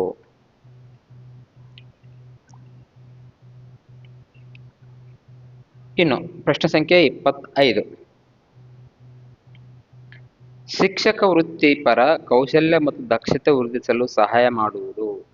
ಶಿಕ್ಷಕರ ವೃತ್ತಿಪರ ಕೌಶಲ್ಯ ಮತ್ತು ದಕ್ಷತೆ ವೃದ್ಧಿಸಲು ಸಹಾಯ ಮಾಡುವುದು ಏನಪ್ಪ? ಇಲ್ಲಿ ಆಪ್ಷನ್: ಬೋಧನಾ ವಿನ್ಯಾಸ, ಬೋಧನಾ ವಿಧಾನ, ಬೋಧನಾ ಪ್ರಕ್ರಿಯೆ, ಬೋಧನಾ ಉಪಕರಣ. ಇಲ್ಲಿ ನೋಡಿ ಪ್ರಶ್ನೆ ಏನಂತ ಕೇಳಿದಾನೆ, ಶಿಕ್ಷಕರ ವೃತ್ತಿಪರ ಕೌಶಲ್ಯ ಮತ್ತು ದಕ್ಷತೆ ವೃದ್ಧಿಸಲು ಸಹಾಯ ಮಾಡುವುದು ಏನಪ್ಪ? ಶಿಕ್ಷಕರು ಒಂದು ವೃತ್ತಿಯಲ್ಲಿ ಕೌಶಲ್ಯ ಮತ್ತು ದಕ್ಷತೆಯನ್ನು ವೃದ್ಧಿಸಲು ಏನು ಸಹಾಯ ಮಾಡುತ್ತೆ ಅಂತ ಇಲ್ಲಿ ಕೇಳಿದಾನೆ. ನಮ್ಮ ಮುಖ್ಯವಾಗಿ ಬೋಧನಾ ವಿಧಾನ ಇರ್ಬೇಕಾ, ವಿನ್ಯಾಸ ಇರ್ಬೇಕಾ, ಪ್ರಕ್ರಿಯೆ? ನಮ್ಮಲ್ಲಿರುವಂತಹ ಬೋಧನಾ ವಿನ್ಯಾಸ ಯಾವ ಮಾದರಿಯಲ್ಲಿ ಇರುತ್ತೆ? ನಮ್ಮ ವಿನ್ಯಾಸ ನೋಡಿದ ಮುಖಾಂತರ ಕೌಶಲ್ಯ ಮತ್ತು ದಕ್ಷತೆಯನ್ನು ನಾವು ವೃದ್ಧಿಸಬಹುದು. ಇದು ಸರಿಯಾದ ಉತ್ತರ ಬೋಧನಾ ವಿನ್ಯಾಸ. ಇನ್ನು ಪ್ರಶ್ನೆ ಸಂಖ್ಯೆ 26, ಕರ್ನಾಟಕದಲ್ಲಿ ಕಂಡುಬರುವ ಮೊದಲ ಸಂಸ್ಕೃತ ಶಾಸನ ಯಾವುದು? ನಮ್ಗೆ ಗೊತ್ತಿರಲೇಬೇಕು. ನೋಡಿ ಇಲ್ಲಿ ಪ್ರಶ್ನೆ ಏನಂತ ಕೇಳಿದಾನೆ, ಆಲ್ಮಡಿ ಶಾಸನ, ತಾಳಗುಂದ ಶಾಸನ, ಮಳವಳ್ಳಿ ಶಾಸನ, ನಳ್ಳಾಲ ಶಾಸನ ಅಂತ. ಇಲ್ಲಿ ಸರಿಯಾದ ಉತ್ತರ ಏನಪ್ಪಾ ಅಂತಂದ್ರೆ ತಾಳಗುಂದ ಶಾಸನ. ನೋಡಿ, ಕನ್ನಡದ ಮೊಟ್ಟ ಮೊದಲ ಶಾಸನ ಅಂದ್ರೆ ಅದು ಆಲ್ಮಡಿ ಶಾಸನ ಆಗುತ್ತೆ. ಕನ್ನಡ ಮೊಟ್ಟ ಮೊದಲ ಶಾಸನ ಆಲ್ಮಡಿ ಶಾಸನ ಆಗುತ್ತೆ. ಸರಿಯಾದ ಉತ್ತರ ತಾಳಗುಂದ ಶಾಸನ. ಕನ್ನಡದ ಮೊಟ್ಟ ಮೊದಲ ಶಾಸನ ಆಲ್ಮಡಿ ಶಾಸನ ಆದರೆ ಕರ್ನಾಟಕದ ಮೊಟ್ಟ ಮೊದಲ ಶಾಸನ ಸಂಸ್ಕೃತ ಶಾಸನ ತಾಳಗುಂದ ಶಾಸನ ಆಗುತ್ತೆ. ಇದು ನಮಗೆ ಗೊತ್ತಿರಬೇಕಂತಹ ವಿಷಯ. ಇದು ಯಾರ ಬಗ್ಗೆ ಹೇಳುತ್ತಪ್ಪ ಅಂತಂದ್ರೆ ಕಾಕುತ್ಸವರ್ಮನ ಸಾಧನೆಗಳ ಬಗ್ಗೆ ಹೇಳುತ್ತೆ. ಕಾಕುತ್ಸವರ್ಮನ ಸಾಧನೆಗಳ ಬಗ್ಗೆ ಹೇಳುತ್ತೆ. ಕಾಕುತ್ಸವರ್ಮ ನಿಮ್ಗೆ ಗೊತ್ತಿರುತ್ತೆ. ಇವರೆಲ್ಲರೂ ಎದುರ ಬರುತ್ತಾರ? ಕಾಕುತ್ಸವರ್ಮನ ಸಾಧನೆ ಬಗ್ಗೆ ಹೇಳುತ್ತೆ. ಯಾರಪ್ಪ ಅಂತಂದ್ರೆ ಈ ತಾಳಗುಂದ ಶಾಸನ. ಇದೊಂದು ಸಂಸ್ಕೃತ ಶಾಸನವಾಗಿದೆ. ಅಷ್ಟೇ ಅಲ್ಲದೆ ಆಲ್ಮಡಿ ಶಾಸನ, ಮಳವಳ್ಳಿ ಶಾಸನ, ಈ ತಾಳಗುಂದ ಶಾಸನ ಇವೆಲ್ಲದರ ಬಗ್ಗೆನೂ ನಿಮ್ಗೆ ಡೀಟೇಲ್ ಓದ್ಕೊಂಡಿರ್ಬೇಕು, ಚೆನ್ನಾಗಿ ಓದಿಕೊಂಡಿರ್ಬೇಕು. ಇಲ್ಲಿ ಸರಿಯಾದ ಉತ್ತರ ಕರ್ನಾಟಕದಲ್ಲಿ ಕಂಡುಬರುವ ಮೊದಲ ಸಂಸ್ಕೃತ ಶಾಸನ ಯಾವ್ದಪ್ಪ ಅಂದ್ರೆ ತಾಳಗುಂದ ಶಾಸನ. ಕರ್ನಾಟಕದ ಮೊಟ್ಟ ಮೊದಲ ಶಾಸನ ಯಾವ್ದಪ್ಪ ಅಂದ್ರೆ ಆಲ್ಮಡಿ ಶಾಸನ. ಇಲ್ಲಿ ಮಳವಳ್ಳಿ ಶಾಸನ ಅಂತ ಇದೆಯಪ್ಪ. ಇದೇನಪ್ಪ ಮಳವಳ್ಳಿ ಶಾಸನ? ಇದು ಶಿಕಾರಿಪುರ ತಾಲೂಕಿನಲ್ಲಿ ಬರುತ್ತೆ. ಇದು 6 ಮುಖದ ಕೆತ್ತನೆ ಹೊಂದಿರುವ ಸ್ತಂಭ ಶಾಸನ ಆಗಿರುತ್ತೆ. 6 ಮುಖದ ಕೆತ್ತನೆ ಹೊಂದಿರುವ ಸ್ತಂಭ ಶಾಸನವಾಗಿರುತ್ತೆ. ಇನ್ನು ಪ್ರಶ್ನೆ ಸಂಖ್ಯೆ 27. ಪ್ರಶ್ನೆ ಸಂಖ್ಯೆ 27 ಬರೋದಾದ್ರೆ, ಇಲ್ಲಿ ಮಹಾನಗರ ಪಾಲಿಕೆಗಳನ್ನು ಕರ್ನಾಟಕದ ಮುನ್ಸಿಪಲ್ ಕಾರ್ಪೊರೇಷನ್ ಕಾಯ್ದೆಯ ಅನ್ವಯ ರಚಿಸಲಾಗಿದೆ. ನೋಡಿ, ಇಲ್ಲಿ ಮಹಾನಗರ ಪಾಲಿಕೆಗಳನ್ನು ಕರ್ನಾಟಕ ಮುನ್ಸಿಪಲ್ ಕಾರ್ಪೊರೇಷನ್ ಕಾಯ್ದೆಯ ಅನ್ವಯ ರಚಿಸಲಾಗಿದೆ. ಯಾವ ಕಾಯ್ದೆಯ ಅನ್ವಯ ರಚಿಸಲಾಗಿದೆ ಅಂತ ಪ್ರಶ್ನೆ ಕೇಳಿದಾನೆ ಇಲ್ಲಿ. ಇಲ್ಲಿ ನೋಡಿ 1974, 1975, 1976, 1977. ಇಲ್ಲಿ ಸರಿಯಾದ ಉತ್ತರ ಏನಪ್ಪಾ ಅಂತಂದ್ರೆ 1976 ಸರಿಯಾದಂತ ಉತ್ತರ. ಕರ್ನಾಟಕದಲ್ಲಿ ನಗರ ಸ್ಥಳೀಯ ಸ್ವಯಮಾಡಳಿತ ಸರ್ಕಾರಗಳನ್ನು ನಾವು ಯಾವಾಗಪ್ಪ ಅಂದ್ರೆ ಜೂನ್ 1, 1993 ಜಾರಿಗೆ ಬಂತು. ಎಷ್ಟನೇ ತಿದ್ದುಪಡಿ ಮುಖಾಂತರಪ್ಪ ಅಂದ್ರೆ 74ನೇ ಸಂವಿಧಾನ ತಿದ್ದುಪಡಿ ಮುಖಾಂತರ ಜಾರಿಗೆ ಬಂತು. ಇನ್ನು ಸಂವಿಧಾನದ ಎಷ್ಟನೇ ಭಾಗದಲ್ಲಿ ಈ ಮುನ್ಸಿಪಲ್ ಕಾರ್ಪೊರೇಷನ್ ಬಗ್ಗೆ ಹೇಳ್ತಪ್ಪ ಅಂತಂದ್ರೆ 9 ಭಾಗ 9, 9ನೇ ಭಾಗದಲ್ಲಿ. ನಿಮ್ಗೆ ಗೊತ್ತಿರ್ಬೇಕು. ಎಷ್ಟನೇ ವಿಧಿಯಿಂದ ಎಷ್ಟನೇ ಆ ಒಂದು ಇದ್ರಪ್ಪ ಅಂತಂದ್ರೆ 243 ಪಿ ಇಂದ 243 ZG 243 ZG. ನೋಡಿ, ಸಂವಿಧಾನದ 74ನೇ ವಿಧಿ 9ನೇ ಭಾಗ 243 ಪಿ ಇಂದ 243 ZG ವರೆಗೆ ಹೇಳುತ್ತೆ ಮುನ್ಸಿಪಲ್ ಕಾರ್ಪೊರೇಷನ್ ಕಾಯ್ದೆ ಬಗ್ಗೆ. ಇದು ಯಾವಾಗ ಜಾರಿಗೆ ಬರುತ್ತೆ? 74ನೇ ಸಂವಿಧಾನ ತಿದ್ದುಪಡಿ ಕಾಯ್ದೆ ಯಾವಾಗ ಜಾರಿಗೆ ಬರುತ್ತಪ್ಪ ಅಂದ್ರೆ ಜೂನ್ 1, 1993 ಜಾರಿಗೆ ಬರುತ್ತೆ. ಇದು ನಮ್ಗೆ ಗೊತ್ತಿರಬೇಕಂತಹ ವಿಷಯ. ಇನ್ನು ಪ್ರಶ್ನೆ ಸಂಖ್ಯೆ 28, ಟೋಂಗ ಪ್ರಪಾತ, ಕೂರ್ಲಿ ಪ್ರಪಾತ ಮತ್ತು ಮರಿಯಾನ ಪ್ರಪಾತಗಳು ಇವು ಎದ್ರ ಬಗ್ಗೆ ಇವು? ಟೋಂಗ ಪ್ರಪಾತ, ಕೂರ್ಲಿ ಪ್ರಪಾತ ಮತ್ತು ಮರಿಯಾನ ಪ್ರಪಾತಗಳು ಇವು ಅತಿ ಆಳ ಸಾಗರ ಪ್ರವಾಹ, ಅತಿ ಒದ್ದೆ ಸಾಗರ ಪ್ರವಾಹ, ಅತಿ ಅಪಾಯ ಸಾಗರ ಪ್ರವಾಹ, ಅತಿ ಎತ್ತರ ಸಾಗರ ಪ್ರವಾಹ ಅಂತ ಕೇಳಿದ್ದಾನೆ. ಇಲ್ಲಿ ನಮ್ಗೆ ಗೊತ್ತಿರ್ಬೇಕು, ಇವು ಅತಿ ಆಳ ಸಾಗರ ಪ್ರವಾಹಗಳು. ಇವು ಅತಿ ಆಳ ಸಾಗರ ಪ್ರವಾಹಗಳು ನಿಮ್ಗೆ ಗೊತ್ತಿರ್ಬೇಕಪ್ಪ. ಇಲ್ಲಿ ಅತಿ ಆಳ ಸಾಗರ ಪ್ರವಾಹ ಅಂತ ಬಂದ್ರೆ ಇಲ್ಲಿ ಈ ಟೋಂಗ ಪ್ರಪಾತ, ಕೂರ್ಲಿ ಪ್ರಪಾತ ಮತ್ತು ಮರಿಯಾನ ಪ್ರಪಾತಗಳು ಅಂತೇಳಿ ಬರುತ್ತೆ. ಮರಿಯಾನ ಪ್ರಪಾತಗಳು ಅತಿ ಆಳ ಸಾಗರ ಪ್ರವಾಹಗಳಾಗಿವೆ. ಆದ್ರೆ ಇಲ್ಲಿ ಇನ್ನೊಂದು ಗೊತ್ತಿರ್ಬೇಕು ನಿಮಗ, ಅತಿ ಆಳ ಪ್ರಪಾತಗಳು ಆಗಿವೆ ಕರೆಕ್ಟ್. ಆದ್ರೆ ಇನ್ನೊಂದೇನಪ್ಪಾ ಅಂತಂದ್ರೆ ಅತ್ಯಂತ ಆಳವಾದ ದೀರ್ಘ ಸಾಗರ ತಗ್ಗುಗಳನ್ನು ಸಾಗರ ಪ್ರಪಾತಗಳನ್ನು ಕರಿತೀವಿ ನಾವು. ಆದ್ರೆ ಅತ್ಯಂತ ಆಳವಾದ ಒಂದು ಪ್ರದೇಶ ಯಾವ್ದಪ್ಪ ಅಂದ್ರೆ ಅದು ಚಾಲೆಂಜರ್ ತಗ್ಗು. ಯಾವುದು? ಚಾಲೆಂಜರ್ ತಗ್ಗು. ನಿಮ್ಗೆ ಗೊತ್ತಿರಬೇಕು, ಚಾಲೆಂಜರ್ ತಗ್ಗು ಅಂತೇಳಿ ಕರಿತೀವಿ. ಚಾಲೆಂಜರ್ ತಗ್ಗು ಪೆಸಿಫಿಕ್ ಸಾಗರದಲ್ಲಿದೆ. ಇದು ಪೆಸಿಫಿಕ್ ಸಾಗರದಲ್ಲಿದೆ. 11,033 ಅಡಿ ಆಳವನ್ನು ಒಳಗೊಂಡಿರುತ್ತೆ. 11,033 ಅಡಿ ಆಳವನ್ನು ಒಳಗೊಂಡಿರುತ್ತೆ. ಇದು ಗೊತ್ತಿರಬೇಕು. ಪೆಸಿಫಿಕ್ ಸಾಗರದ ಟೊಂಗ ಪ್ರಪಾತ, ಕೊರೈಲ್ ಪ್ರಪಾತ, ಹಲವಾರು ಪ್ರಪಾತಗಳಿವೆ. ಇದರಲ್ಲಿ ಚಾಲೆಂಜರ್ ತಗ್ಗು ಅಂತ ಅತಿ ಆಳವಾದ ಪ್ರವಾಹವಾಗಿರುತ್ತೆ. ಒಟ್ಟಾರೆಯಾಗಿ ಟೊಂಗ್ ಪ್ರಪಾತ, ಕೂರ್ಲಿ ಪ್ರಪಾತ ಮತ್ತು ಮರಿಯಾನ ಪ್ರಪಾತಗಳು ಇವು ಅತಿ ಆಳ, ಅತಿ ಒದ್ದೆ, ಅತಿ ಅಪಾಯ, ಅತಿ ಎತ್ತರ ಅಂತ ಕೇಳಿದೇನೆ, ಅತಿ ಆಳವಾದ ಪ್ರಪಾತಗಳು ಆಗಿರುತ್ತವೆ. ಇದು ಮಾಹಿತಿಯನ್ನ ಗೊತ್ತಿರಬೇಕು. ಇನ್ನು ಪ್ರಶ್ನೆ ಸಂಖ್ಯೆ 29. ವಸ್ತು ವಿನಿಮಯ ಎಂದರೇನಪ್ಪಾ? ಹಣವನ್ನು ಬಳಸಿದ ಸರಕುಗಳನ್ನು ಪರಸ್ಪರ ವಿನಿಮಯ ಮಾಡಿಕೊಳ್ಳುವುದು, ಸರಕುಗಳನ್ನು ಹಣಕ್ಕೆ ವಿನಿಮಯ ಮಾಡುವುದು, ಹಣದ ವಿನಿಮಯ, ಸರಕುಗಳಿಲ್ಲದೆ ಪರಸ್ಪರ ಹಣ ವಿನಿಮಯ ಮಾಡಿಕೊಳ್ಳುವುದು. ಇಲ್ಲಿ ಸರಿಯಾದಂತ ಉತ್ತರ ಏನಪ್ಪಾ ಅಂತಂದ್ರೆ ಹಣವನ್ನು ಬಳಸದೆ ಪರಸ್ಪರ ವಿನಿಮಯ, ವಸ್ತುಗಳನ್ನು ಪರಸ್ಪರ ವಿನಿಮಯ ಮಾಡಿಕೊಳ್ಳೋಕೆ ಏನಂತ ಕರಿತೀವಿ ನಾವು? ವಸ್ತು ವಿನಿಮಯ ಅಂತೇಳಿ ನಾವು ಕರಿತೀವಿ. ನೋಡಿಲಿ, ಉತ್ಪಾದಿಸಿದ ವಸ್ತುಗಳ ಬದಲಿಗೆ ನಮಗೆ ಏನ್ ಬೇಕಾಗಿರುತ್ತೆ ಆ ವಸ್ತುಗಳನ್ನು ವಿನಿಮಯ ಮಾಡಿಕೊಳ್ತೀವಲ್ಲ, ಅದಕ್ಕೆ ವಿನಿಮಯ ಪದ್ಧತಿ ಅಥವಾ ಸರಕು ವಿನಿಮಯ ಪದ್ಧತಿ ಅಂತೇಳಿ ನಾವು ಕರೀತೇವೆ. ವಸ್ತುಗಳನ್ನು ನೇರವಾಗಿ ವಸ್ತುಗಳಿಗೆ ವಿನಿಮಯ ಮಾಡಿಕೊಳ್ಳೋ ಪದ್ಧತಿ ಒಂದು ಏನಂತ ಕರಿತೀವಪ್ಪ ಅಂದ್ರೆ ಇಲ್ಲಿ ವಸ್ತು ವಿನಿಮಯ ಎಂದು ನಾವು ಕರಿತೀವಿ. ಇನ್ನು ಪ್ರಶ್ನೆ ಸಂಖ್ಯೆ 30 ಬರೋದಾದ್ರೆ, ಪ್ರಶ್ನೆ ಸಂಖ್ಯೆ 30, ವ್ಯಾಪಾರದ ಆಸ್ತಿ ಮತ್ತು ಜವಾಬ್ದಾರಿಗಳ ವ್ಯತ್ಯಾಸವನ್ನು ಏನೆಂದು ಕರೆಯುತ್ತಾರೆ? ವ್ಯಾಪಾರದ ಆಸ್ತಿ ಮತ್ತು ಜವಾಬ್ದಾರಿಗಳ ವ್ಯತ್ಯಾಸವನ್ನು ಏನೆಂದು ಕರೆಯುತ್ತಾರೆ ಅಂತ ಪ್ರಶ್ನೆ ಕೇಳಿದ್ದಾನೆ. ಬಂಡವಾಳ, ನಷ್ಟ, ಲಾಭ, ಆಸ್ತಿ ಅಂತೇಳಿ ಕೇಳಿದ್ದಾನೆ. ಇಲ್ಲಿ ಸರಿಯಾದಂತ ಉತ್ತರ ಏನಪ್ಪಾ ಅಂತಂದ್ರೆ ಬಂಡವಾಳ. ವ್ಯಾಪಾರದ ಆಸ್ತಿ ಮತ್ತು ಜವಾಬ್ದಾರಿಗಳ ವ್ಯತ್ಯಾಸವನ್ನು ಡ್ಯಾಶ್ ಎಂದು ಕರೆಯುತ್ತಾರಪ್ಪ ಅಂತಂದ್ರೆ ಬಂಡವಾಳ ಎಂದು ಕರೆಯುತ್ತಾರೆ. ವ್ಯಾಪಾರದ ಆಸ್ತಿ ಮತ್ತು ಜವಾಬ್ದಾರಿಗಳು ಅಂದ್ರೆ ಬಂಡವಾಳ ಎಂದು ಕರೆಯುತ್ತಾರೆ. ಇನ್ನು ಪ್ರಶ್ನೆ ಸಂಖ್ಯೆ 31 ಬರೆದರೆ, ಸಾಮಾಜಿಕ ಜೀವನಕ್ಕೆ ಆದರ್ಶದ ತಳಹದಿ ದೊರೆಯುವುದು ಎಲ್ಲಿಂದ? ನಮ್ಮ ಸಾಮಾಜಿಕವಾದ ಜೀವನಕ್ಕೆ ಒಂದು ಆದರ್ಶದ ಮೂಲ ತಳಹದಿ ದೊರೆಯುವುದು ಎಲ್ಲಿಂದಪ್ಪ ಅಂತ ಪ್ರಶ್ನೆ ಕೇಳಿದ್ದಾನೆ. ಇಲ್ಲಿ ಧರ್ಮದಿಂದ, ಸಮವಯಸ್ಕರಿಂದ, ಶಾಲೆಯಿಂದ, ಕುಟುಂಬದಿಂದ ಅಂತ ಕೇಳಿದ್ದಾನೆ. ಸರಿಯಾದಂತ ಉತ್ತರ ಏನಪ್ಪಾ ಅಂತಂದ್ರೆ ಧರ್ಮದಿಂದ. ನೋಡಿ, ಸಾಮಾಜಿಕ ಜೀವನಕ್ಕೆ ಆದರ್ಶದ ತಳಹದಿ ದೊರೆಯುವುದೇ ಇಲ್ಲಿ ಧರ್ಮದಿಂದ. ಸಮವಯಸ್ಕರಿಂದ, ಶಾಲೆಯಿಂದ, ಕುಟುಂಬದಿಂದ ಅಂತ ಕೇಳಿದ್ದಾನೆ. ಅದೆಲ್ಲ ಇಲ್ಲಿ ಬರೋದಿಲ್ಲ.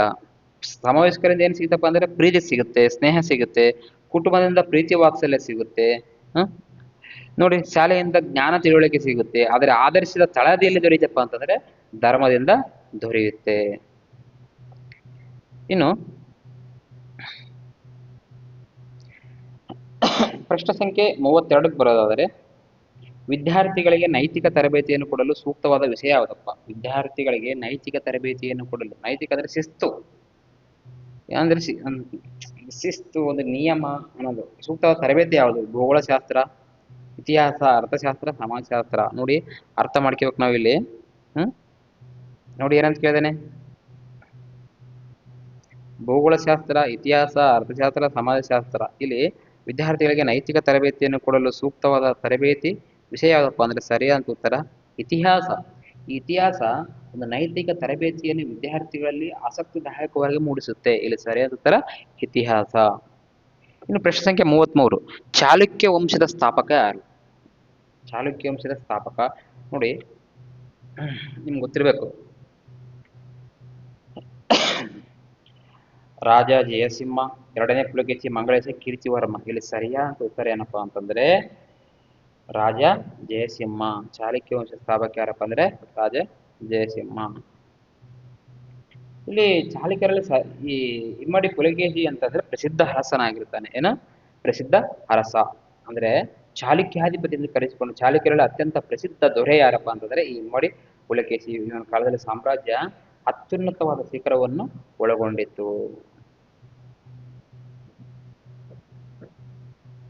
ಈ ಮಂಗಳೇಶ ಯಾರಪ್ಪ ಅಂದ್ರೆ ಪುಲಕೇಶಿಯ ಆಪ್ತನಾಗಿರುತ್ತಾನೆ. ಅದು ಸಹ ಪಾಠ ಓದಿದಾಗ ಗೊತ್ತಾಗಿರುತ್ತೆ. ಇಲ್ಲಿ ಒಟ್ಟಾರೆಯಾಗಿ ಚಾಲುಕ್ಯ ಸ್ಥಾಪಕ ರಾಜ ಜಯಸಿಂಹ, ನಿಮ್ಗೆ ಗೊತ್ತಿರಬೇಕು.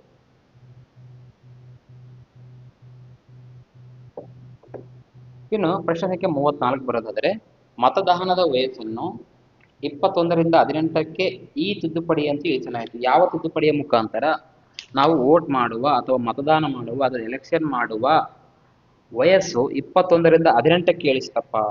ಪ್ರಶ್ನೆಗಳು ಆಯ್ಕೆಗಳು: 60ನೇ ತಿದ್ದುಪಡಿ, 61ನೇ ತಿದ್ದುಪಡಿ, 62ನೇ ತಿದ್ದುಪಡಿ, 63ನೇ ತಿದ್ದುಪಡಿ. ಇಲ್ಲಿ ಸರಿಯಾದಂತ ಉತ್ತರ ಏನಪ್ಪಾ ಅಂತಂದ್ರೆ 61ನೇ ತಿದ್ದುಪಡಿ. ನೋಡಿ, ಮತದಾನದ ವಯಸ್ಸನ್ನು 21ರಿಂದ 18ಕ್ಕೆ ಯಾವ ತಿದ್ದುಪಡಿ ಅಂದ್ರೆ 61ನೇ ತಿದ್ದುಪಡಿ. ನಮ್ಗೆ ಗೊತ್ತಿರಬೇಕು 1988ರಲ್ಲಿ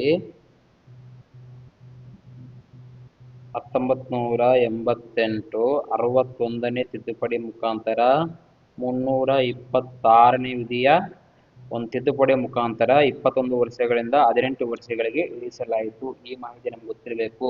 ಮತದಾನದ ವಯಸ್ಸು 21ರಿಂದ 18ಕ್ಕೆ ಯಾವ ತಿದ್ದುಪಡಿಯ ಮುಖಾಂತರ ಇಳಿಸಲಾಯಿತು? 61ನೇ ತಿದ್ದುಪಡಿ. 61ನೇ ತಿದ್ದುಪಡಿ ಯಾವಾಗ ಆಯಿತು? 1988. ಯಾವ ವಿಧಿಯಲ್ಲಿ? 326ನೇ ವಿಧಿಯಲ್ಲಿ 18 ವರ್ಷ ತುಂಬಿದ ಎಲ್ಲರೂ ಮತವನ್ನು ಹಾಕುವುದು ಅಂತೇಳಿ ನಿರ್ಧಾರ ಮಾಡಿತ್ತು. ಹಾಗಾದ್ರೆ ಇಷ್ಟಕ್ಕೆ 1988ಕ್ಕಿಂತ ಮುಂಚಿತವಾಗಿ ಭಾರತದಲ್ಲಿ ಇದು ಮತ ಹಾಕುವ ವಯಸ್ಸು ಎಷ್ಟಿತ್ತಪ್ಪ ಅಂತಂದ್ರೆ 21 ಇತ್ತು. ಆದರೆ 61ನೇ ಸಂವಿಧಾನ ತಿದ್ದುಪಡಿ ಮುಖಾಂತರ ಅದನ್ನ 21ರಿಂದ 18ಕ್ಕೆ ಇಳಿಸಲಾಯಿತು. ಈ ಮಾಹಿತಿ ನಮ್ಮೆಲ್ಲರಿಗೂ ಗೊತ್ತಿರಬೇಕು. ಇನ್ನು ಪ್ರಶ್ನೆ ಸಂಖ್ಯೆ 35.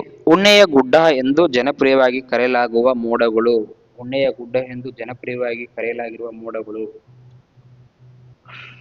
ಪದರು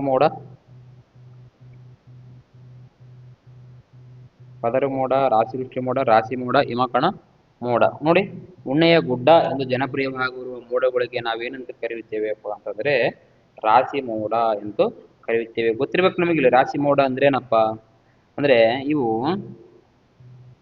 ಊರ್ಧ್ವಮುಖವಾಗಿ ಬೆಳೆದಿರುತ್ತವೆ.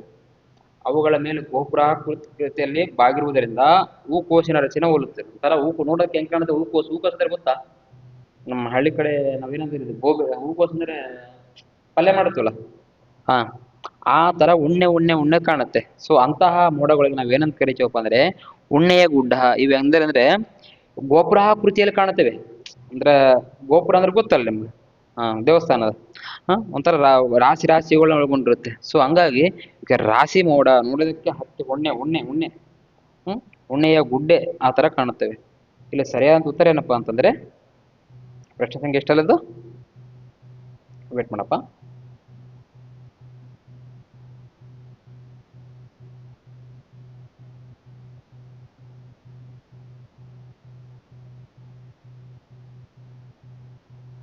ರಾಶಿ ಮೋಡ. ಇನ್ನು ಪ್ರಶ್ನೆ ಸಂಖ್ಯೆ 36. KPTCL ನ ಪೂರ್ಣ ರೂಪ ಏನು? KPTCL ನ ಪೂರ್ಣ ರೂಪ ಏನು? ಸ್ವಲ್ಪ ಹಿಂದಕ್ಕೆ ಬರೋಣ. ಹಾಗಾದ್ರೆ ಇಲ್ಲಿ ಪದರು ಮೋಡ ಎಂದ್ರೇನಪ್ಪ? ಪದರು ಮೋಡ ಎಂದ್ರೇನಪ್ಪ ನಮ್ಗೆ ಗೊತ್ತಿರ್ಬೇಕು. ಸ್ವಲ್ಪ ಅದ್ರ ಮಾಹಿತಿ ಆದ್ರೆ ಗೊತ್ತಿರ್ಬೇಕಲ್ಲ. ಇವು ವಾಯುಮಂಡಲದ ಅತ್ಯಂತ ಕೆಳಮಟ್ಟದಲ್ಲಿ ಇರುತ್ತೆ. ವಾಯುಮಂಡಲದ ಅತ್ಯಂತ ಕೆಳಮಟ್ಟದಲ್ಲಿರುತ್ತೆ. ಇದು ಭೂಮಿಯಿಂದ 2 ಕಿಲೋಮೀಟರ್ಗಳ ಎತ್ತರದವರೆಗೆ ಕಂಡುಬರುತ್ತೆ. ಈ ಪದರ ಮೋಡ ವಾಯುಮಂಡಲದ ಅತ್ಯಂತ ಕೆಳಗಿನ ಮೋಡ. ಭೂಮಿಯಿಂದ ಎಷ್ಟು ಕಿಲೋಮೀಟರ್ ಎತ್ತರದಲ್ಲಿ ಕಂಡು ಬರುತ್ತಪ್ಪ ಅಂದ್ರೆ 2 ಕಿಲೋಮೀಟರ್ ಎತ್ತರದವರೆಗೆ ಕಂಡು ಬರುತ್ತೆ. ಹಾಗಾದ್ರೆ ರಾಶಿ ವೃಷ್ಟಿ ಮೋಡಗಳು ಅಂದ್ರೆ ಏನಪ್ಪಾ ನಿಮ್ಗೆ ಗೊತ್ತಿರ್ಬೇಕು. ರಾಶಿ ವೃಷ್ಟಿ ಮೋಡಗಳು ಪ್ರತಿಯೊಂದು ಮಾಹಿತಿನೂ ನಿಮ್ಗೆ ಗೊತ್ತಿರ್ಲೇಬೇಕು. ರಾಶಿ ಮೋಡ, ರಾಶಿ ವೃಷ್ಟಿ ಮೋಡ, ಮೋಡಗಳ ವಿಧಗಳು ಅಂತ ಹೇಳಿ ಕಾಣ್ತೀವಿ ನಾವು. ರಾಶಿ ವೃಷ್ಟಿ ಮೋಡಗಳು ಅಂತಂದ್ರೆ ಇವು ನಿರಂತರ ಮಳೆ ತರುವ ಮೋಡಗಳಾಗಿರುತ್ತವೆ. ರಾಶಿ ವೃಷ್ಟಿ ಮೋಡಗಳು ಅಂದ್ರೆ ನಿರಂತರ ಮಳೆ ತರುವ ಮೋಡಗಳು. ಯಾವಾಗಲೂ ಮಳೆಯನ್ನು ತರ್ತಾವಲ್ಲ ಅಂತ ಮೋಡಗಳನ್ನ ನಾವೇನಂತ ಕರಿತೀವಿ? ರಾಶಿ ವೃಷ್ಟಿ ಮೋಡಗಳನ್ನು ಕರಿತೀವಿ. ಇವು ಅತಿ ಹೆಚ್ಚು ಮಳೆ ಮತ್ತು ಹಿಮಮಳೆಯನ್ನು ಸುರಿಸ್ತವೆ. ವೃಷ್ಟಿ ಪದರು ಇವ್ರು ಏನಾಗಿರುತ್ತೆ ಅಂದ್ರೆ ಪದರು ದಪ್ಪವಾಗಿರುತ್ತೆ. ಅಧಿಕ ಮಳೆಯನ್ನು ತರುವ ಮೋಡಗಳಾಗಿರುತ್ತೆ. ಇನ್ನು ಹಿಮಕಣ ಮೋಡ ಅಂದ್ರೆ ಏನಪ್ಪ? ಹಿಮಕಣ ಮೋಡ ಅಂದ್ರೇನು? ಪ್ರಶ್ನೆ ಗೊತ್ತಾಯ್ತು ನಿಮ್ಗೆ? ಅತಿ ಹೆಚ್ಚು ಮಳೆ ತರುವ ಮೋಡಗಳು ಅಂದ್ರೆ ರಾಶಿ ವೃಷ್ಟಿ ಮೋಡ. ರಾಶಿ ಮೋಡಗಳು ಅಂದ್ರೆ ಗೊತ್ತಾಯ್ತು ಉಣ್ಣೆಯ ಮೋಡ ಅಂತ ಹೇಳಿ ಕರಿತೀವಿ, ಉಣ್ಣೆಯ ಗುಡ್ಡ ಅಂತ ಕರಿತೀವಿ. ಇಲ್ಲಿ ಹಿಮಕಣ ಮೋಡ ಅಂದ್ರೆ ವಾಯುಮಂಡಲದಲ್ಲಿ ಅತಿ ಹೆಚ್ಚು ಎತ್ತರದಲ್ಲಿರುವಂತ ಮೋಡ. ಗೊತ್ತಿರಬೇಕು. ಅತಿ ಕೆಳದಲ್ಲಿರುವುದರಿಂದ ಪದರ ಮೋಡ. ವಾಯುಮಂಡಲದಲ್ಲಿ ಅತಿ ಹೆಚ್ಚು ಎತ್ತರದಲ್ಲಿರುವ ಮೋಡ ಯಾವ್ದಪ್ಪ ಅಂದ್ರೆ ಹಿಮಕಣ ಮೋಡ. ಇದು 6 ಕಿಲೋಮೀಟರ್ ಎತ್ತರದಲ್ಲಿರುತ್ತೆ. ಗುಂಗುರು ಕೂದಲನ್ನು ಹೋಲುತ್ತಿರುತ್ತೆ. ನೋಡಕ್ ಯಾವ ತರ ಗುಂಗುರು ಕೂದಲ ಇರುತ್ತಲ್ಲ ಅದಕ್ಕೆ ಹೋಲ್ತಿರುತ್ತೆ. ಅಥವಾ ಈ ಹಿಮಕಣ ಮೋಡಗಳಿಗೆ ನಾವ್ ಏನಂತ ಕರಿತೀವಪ್ಪ ಅಂದ್ರೆ ಕುದುರೆ ಬಾಲದ ಮೋಡ ಅಂತ ಕರಿತೀವಿ. ಏನಂತ ಕರಿತೀವಿ? ಕುದುರೆ ಬಾಲದ ಮೋಡ ಅಂತೇಳಿ ಕರಿತೀವಿ. ಇದೆಲ್ಲ ಗೊತ್ತಿರಬೇಕು. ಗೊತ್ತಾಯ್ತು ಅಂತ ತಿಳ್ಕೊಂತೀವಿ. ಉಣ್ಣೆ ಮೋಡ ಅಂತ ಕರೀತಾರೆ, ರಾಶಿ ಮೋಡ ಕರೀತಾರೆ. ವಾಯುಮಂಡಲದ ಕೆಳಗಿನ ಮೋಡ ಯಾವ್ದಪ್ಪ ಅಂದ್ರೆ ಪದರ ಮೋಡ. ಅತಿ ಹೆಚ್ಚು ಮಳೆ ತರುವ ಮೋಡ ರಾಶಿ ವೃಷ್ಟಿ ಮೋಡ.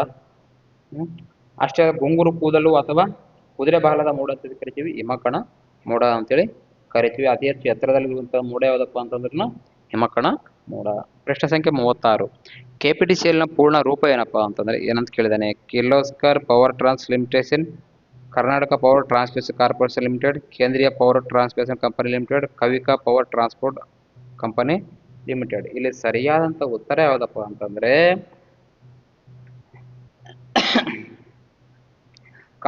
Karnataka power transmission corporation limited 1999ರಲ್ಲಿ ಜಾರಿಗೆ ಬಂದಿದೆ.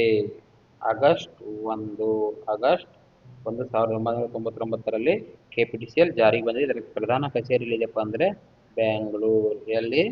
ಬೆಂಗಳೂರಿನಲ್ಲಿ. ಅಧ್ಯಕ್ಷರು ಯಾರಾಗಿರ್ತಾರಪ್ಪ ಅಂದ್ರೆ ಯಾವಾಗಲೂ KPTCLಗೆ CM ಆಗಿರ್ತಾರೆ, ಚೀಫ್ ಮಿನಿಸ್ಟರ್. ಓಕೆನಾ? ಇವಾಗಲೇ KPTCL ನ ಪೂರ್ಣ ರೂಪ Karnataka power transmission corporation limited. August 1 1999ರಲ್ಲಿ ಜಾರಿಗೆ ಬಂತು. ಇದರ ಅಧ್ಯಕ್ಷರು ಯಾವಾಗಲೂ ಯಾರಾಗಿರ್ತಾರಪ್ಪ ಅಂದ್ರೆ ಮುಖ್ಯಮಂತ್ರಿಗಳಾಗಿರ್ತಾರೆ. ಹಾಗಾದ್ರೆ ಈ KPTCL ನ ಅಂಗ ಸಂಸ್ಥೆಗಳು ಅಂತ ಬರ್ತವೆ. ಇದರಲ್ಲೇ ಬರ್ತವೆ, ನಾವು ಹೇಳ್ತೀವಲ್ಲ ಮೆಸ್ಕಾಂ, ಜೆಸ್ಕಾಂ, ಹೆಸ್ಕಾಂ, ಬೆಸ್ಕಾಂ, KISS ಈ ತರ ಬರ್ತಾವಲ್ಲ, ಇವು KPTCL ನ ಅಂಗ ಸಂಸ್ಥೆಗಳು ಆಗಿರುತ್ತವೆ.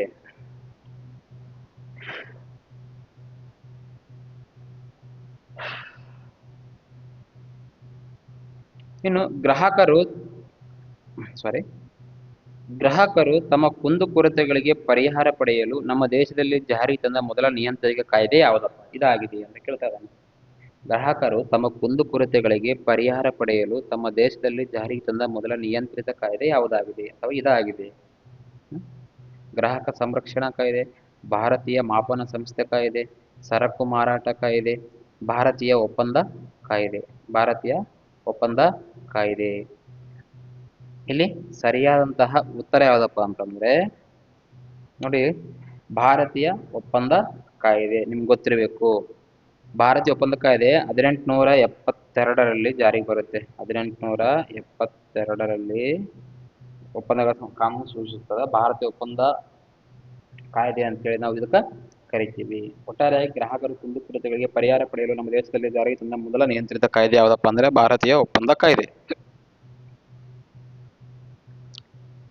ಇನ್ನು ತಮ್ಮದೇ ಆದ ಸಂಪ್ರದಾಯ ರೂಢಿಗಳಿಗೆ ಗೌರವವನ್ನು ವಿದ್ಯಾರ್ಥಿಗಳಲ್ಲಿ ವೃದ್ಧಿಸಲು ಯಾವ ವಿಧದ ಇತಿಹಾಸ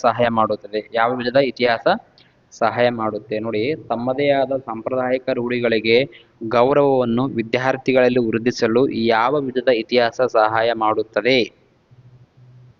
ಪ್ರಾಂತೀಯ ಇತಿಹಾಸ, ರಾಷ್ಟ್ರೀಯ ಇತಿಹಾಸ, ಜಾಗತಿಕ ಇತಿಹಾಸ, ಸ್ಥಳೀಯ ಇತಿಹಾಸ. ಅಂದ್ರೆ ನೋಡಿ, ಅರ್ಥ ಮಾಡ್ಕೋಬೇಕು ನಾವಿಲ್ಲಿ.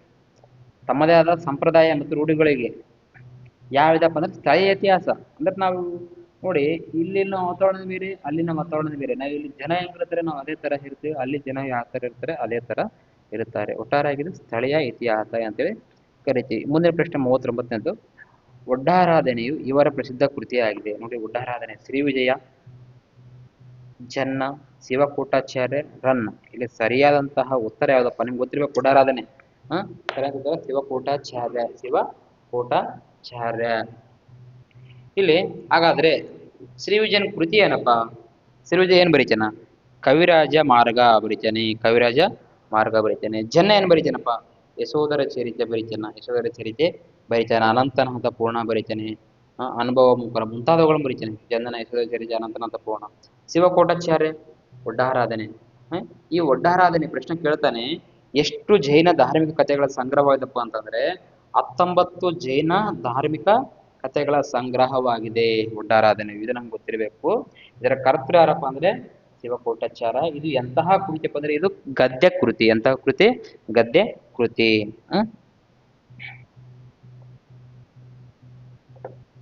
ಇನ್ನು ಪ್ರಶ್ನೆ ಸಂಖ್ಯೆ 40. ನರ್ಗೀಸ್ ಅಥವಾ ನಿಶಾ, ಐಲಾ ಮತ್ತು ಲೈಲಾ ಇವುಗಳು ಏನಪ್ಪಾ? ನರ್ಗೀಸ್, ನಿಶಾ, ಐಲಾ ಮತ್ತು ಲೈಲಾ ಇವುಗಳು ಚಿತ್ರನಟಿಯರು, ಮಾರುತದ ವಿಧಗಳು, ಆವರ್ತ ಮಾರುತಗಳ ಹೆಸರುಗಳು, ಮಳೆಯ ವಿಧಗಳು. ನೋಡಿ ಹೆಸರುಗಳು ಹೆಂಗಿವೆ. ಇವು ಏನಪ್ಪಾ ಅಂತಂದ್ರೆ ಆವರ್ತ ಮಾರುತಗಳ ಹೆಸರುಗಳಾಗಿವೆ. ನರಗಿ, ಸ್ನೀಸ್ಯ, ಐಲ, ಲೈಲ ಇವುಗಳು ಯಾವ ಮಾರುತದ ಹೆಸರುಗಳಪ್ಪ ಅಂದ್ರೆ ಆವರ್ತ ಮಾರುತಗಳ ಹೆಸರುಗಳು.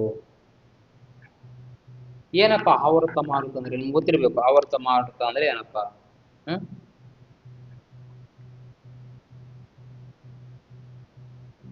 ಪ್ರಶ್ನೆಯನ್ನು ಕೇಳಿದಾನೆ ಬಹಳಷ್ಟು ಸಾರಿ. ಆವರ್ತ ಮಾರುತಗಳು ಯಾವ ಕಡೆಯಿಂದ ಯಾವ ಕಡೆಗೆ ಚಲಿಸುತ್ತವೆ ಅಂತ ಕೇಳಿದ್ದೇನೆ.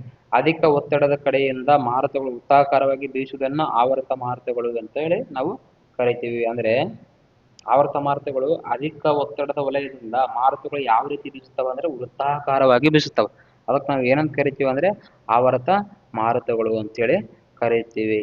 ಇಲ್ಲಿ ಸಹ ಆವರ್ತ ಮಾರುತಗಳಲ್ಲಿ ಉಷ್ಣವಲಯದ ಆವರ್ತ ಮಾರುತಗಳು, ಸಮಶೀತೋಷ್ಣದ ವಲಯದ ಆವರ್ತ ಮಾರುತಗಳು ಅಂತೇಳಿ ಬರುತ್ತೆ. ಇಷ್ಟಾರೆ ಒಟ್ಟು ಇಲ್ಲ ಆನ್ಸರ್ ಏನಪ್ಪಾ ಅಂದ್ರೆ ನಿಶ, ಐಲ, ಲೈಲ ಇವುಗಳು ಆವರ್ತ ಮಾರುತಗಳ ಹೆಸರುಗಳು ಆಗಿರುತ್ತೆ. ಇಲ್ಲಿ ಆವರ್ತ ಮಾರುತಗಳ ಹೆಸರುಗಳನ್ನ ಇಂಪಾರ್ಟೆಂಟ್ ನಮ್ಗ ಅವಾಗ ಪ್ರಶ್ನೆ ಬಹಳಷ್ಟು ಬಾರಿ ಕೇಳಿದ್ದಾನೆ. ಜಪಾನ್ ಮತ್ತು ಚೀನಾದಲ್ಲಿ ಆವೃತ ಮಾರುತದ ಹೆಸರೇನಪ್ಪಾ ಅಂತಂದ್ರೆ ಟೈಫೂನ್. ಏನು? ಟೈಫೂನ್. ಅಮೆರಿಕ ಮತ್ತೆ ಮೆಕ್ಸಿಕೋದಲ್ಲಿ ಏನಂತ ಕರೀತಾರಪ್ಪ ಅಂದ್ರೆ ಹರಿಕೇನ್. ಏನಂತ ಕರೀತಾರೆ? ಹರಿಕೇನ್. ಆಸ್ಟ್ರೇಲಿಯಾದಲ್ಲಿ ವಿಲ್ಲಿ ವಿಲ್ಲಿ. ಆಸ್ಟ್ರೇಲಿಯಾದಲ್ಲಿ ವಿಲ್ಲಿ ವಿಲ್ಲಿ ಅಂತೇಳಿ ಕರಿತೀವಿ. ರಷ್ಯಾದಲ್ಲಿ ವರ್ಲ್ಪೂಲ್. ರಷ್ಯಾದಲ್ಲಿ ವರ್ಲ್ಪೂಲ್. ವರ್ಲ್ಪೂಲ್. ಭಾರತ ಮತ್ತು ನೆರೆ ರಾಷ್ಟ್ರಗಳಲ್ಲಿ ಏನಂತ ಕರಿತೀವಿ ಅಂದ್ರೆ ಸೈಕ್ಲೋನ್ ಅಂತೇಳಿ ಕರಿತೀವಿ. ಸೈಕ್ಲೋನ್ ಇದು ಗೊತ್ತಿರಬೇಕು. ಇವಾಗ ಹೇಳಿ. ಅಮೆರಿಕದಲ್ಲಿ, ಜಪಾನ್ ಮತ್ತು ಚೀನಾದಲ್ಲಿ ಟೈಫೂನ್ ಅಂತ ಕರೆದರೆ, ಅಮೆರಿಕದಲ್ಲಿ ಹರಿಕೇನ್ ಅಂತ ಹೇಳಿ ಕರೆದರೆ, ಆಸ್ಟ್ರೇಲಿಯಾದಲ್ಲಿ ವಿಲ್ಲಿ ವಿಲ್ಲಿ ಅಂತ ಕರಿತೀವಿ. ಯುಕೆ ಮತ್ತು ಯುರೋಪ್ನಲ್ಲಿ ಡಿಪ್ರೆಷನ್, ಅದರ ರಷ್ಯಾದಲ್ಲಿ ವರ್ಲ್ಪೂಲ್, ಭಾರತದಲ್ಲಿ ಸೈಕ್ಲೋನ್. ಇತ್ತೀಚೆಗೆ ಹಲವಾರು ಈ ಒಂದು ಸೈಕ್ಲೋನ್ಗಳು ಬಂದಿದ್ದಾವೆ.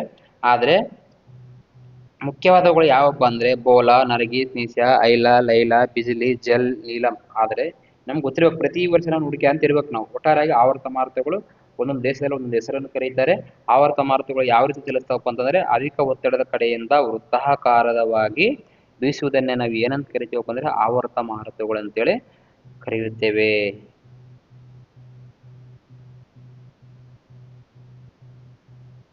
ಇನ್ನು ಪ್ರಶ್ನೆ ಸಂಖ್ಯೆ 41. ಇತಿಹಾಸ, ವರ್ತಮಾನ ಕಾಲ ಮತ್ತು ಭೂತಕಾಲದ ನಡುವಿನ ಅಂತ್ಯವಿಲ್ಲದ ಸಂಭಾಷಣೆ ಹೀಗೆಂದು ವ್ಯಾಖ್ಯಾನಿಸಿದವರು ಯಾರು? ಅಂದ್ರೆ ಇತಿಹಾಸ ಒಂದು, ವರ್ತಮಾನ ಕಾಲ ಮತ್ತು ಭೂತಕಾಲದ ನಡುವಿನ ಅಂತ್ಯವಿಲ್ಲದ ಸಂಭಾಷಣೆ ಹೀಗೆಂದು ವ್ಯಾಖ್ಯಾನಿಸಿದವರು ಯಾರು ಅಂತೇಳಿ ಪ್ರಶ್ನೆ ಕೇಳಿದ್ದಾರೆ. H car, H.G. Wells, Aristotle, Jones. ಇಲ್ಲಿ ಸರಿಯಾದಂತ ಉತ್ತರ ಯಾವ್ದಪ್ಪ ಅಂದ್ರೆ ಎಚ್ ಕಾರ್. ಯಾರು? ಎಚ್ ಕಾರ್ ಸರಿಯಾದಂತಹ ಉತ್ತರ. ನೋಡಿ, ಇತಿಹಾಸದ ಬಗ್ಗೆ ಬಹಳಷ್ಟು ಜನ ಹೇಳ್ತಾರೆ. ಎಚ್ ಕಾರ್ ಏನಂತ ಹೇಳ್ತಾನೆ? ಇತಿಹಾಸ ವರ್ತಮಾನ ಕಾಲ ಮತ್ತು ಭೂತಕಾಲದ ನಡುವಿನ ಅಂತ್ಯವಿಲ್ಲದ ಕಾಲ ಅಂತ ಹೇಳಿದರೆ, ಅರಿಸ್ಟಾಟಲ್ ಮಾತ್ರ ಹೇಳ್ತಾನೆ ಇತಿಹಾಸವು ಬದಲಾಗದ ಗತಕಾಲದ ಕಥೆಯೇ ಇತಿಹಾಸ.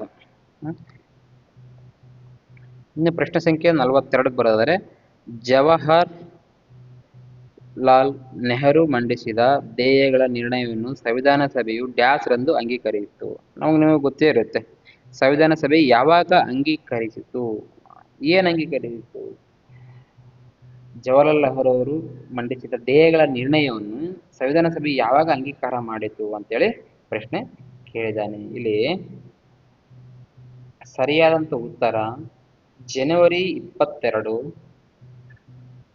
1947. ಧ್ಯೇಯಗಳ ನಿರ್ಣಯವನ್ನು ಯಾವಾಗ ಮಂಡಿಸ್ತಾರಪ್ಪ ಅಂದ್ರೆ ಜನವರಿ 26, 1947ರಂದು ಧ್ಯೇಯಗಳ ನಿರ್ಣಯವನ್ನ ಮಂಡಿಸ್ತಾರೆ. ಇದು ನಮ್ಗೆ ಗೊತ್ತಿರ್ಬೇಕಾದಂತಹ ವಿಷಯ.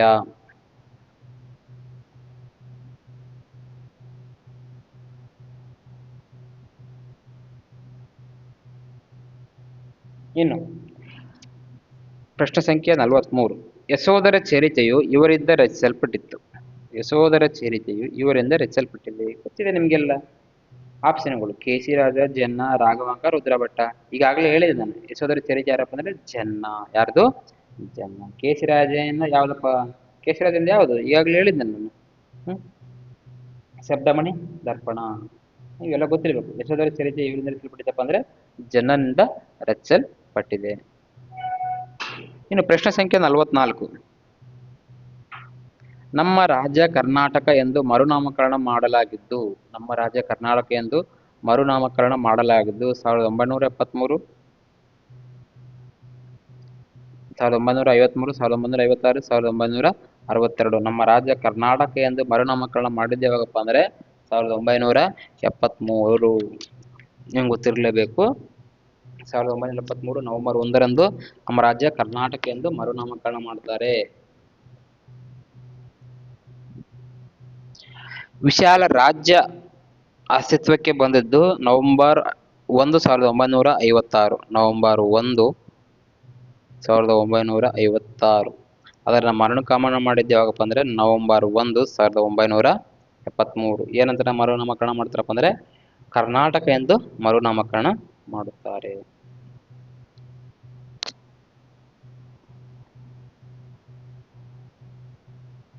ಇನ್ನು ನಿಫೆ NIFE ಪೂರ್ಣ ರೂಪ ಏನಪ್ಪ? ನಿಕಿ ಮತ್ತು ಫೆನ್ನಿ, ನಿಂಜಾ ಮತ್ತು ಫೆರಾರಿ, ನಿಕ್ ಮತ್ತು ಪೆರಿಕಾಕ್ಸೈಡ್, ನಿಖಿಲ್ ಮತ್ತು ಫೆರಸ್. ಇಲ್ಲಿ ಸರಿಯಾದಂತಹ ಉತ್ತರ ಏನಪ್ಪಾ ಅಂತಂದ್ರೆ ನಿಕೆಲ್ ಮತ್ತು ಫೆರಸ್. ನಿಕೆಲ್ ಮತ್ತು ಫೆರಸ್ ಸರಿಯಾದಂತಹ ಉತ್ತರ. ಇನ್ನು ಪ್ರಶ್ನೆ ಸಂಖ್ಯೆ 46. ಪ್ರಶ್ನೆ ಸಂಖ್ಯೆ 46. ಸಮಾಜ ವಿಜ್ಞಾನದಲ್ಲಿ ಈ ಕಲಿಕೆ ಎಂದರೇನು? ಸಮಾಜ ವಿಜ್ಞಾನದಲ್ಲಿ ಈ ಕಲಿಕೆ ಎಂದರೇನು? ಶೈಕ್ಷಣಿಕ ಕಲಿಕೆ, ವಿದ್ಯುನ್ಮಾನ ಕಲಿಕೆ, ಪ್ರಯತ್ನ ರಹಿತ ಕಲಿಕೆ, ಉತ್ಸಾಹ ಭರಿತ ಕಲಿಕೆ. ಈ ಕಲಿಕೆ ಅಂತಂದ್ರೆ ನಿಮ್ಗೆ ಗೊತ್ತಿರುತ್ತೆ, ವಿದ್ಯುನ್ಮಾನ ಕಲಿಕೆ. ಇನ್ನು 47ನೇ ಪ್ರಶ್ನೆ. ಪರ್ಷಿಯಾದ ರಾಜನಾಗಿದ್ದವನು, ಜರ್ಮನಿಯ ಚಕ್ರವರ್ತಿ ಆದವನು ಯಾರಪ್ಪ?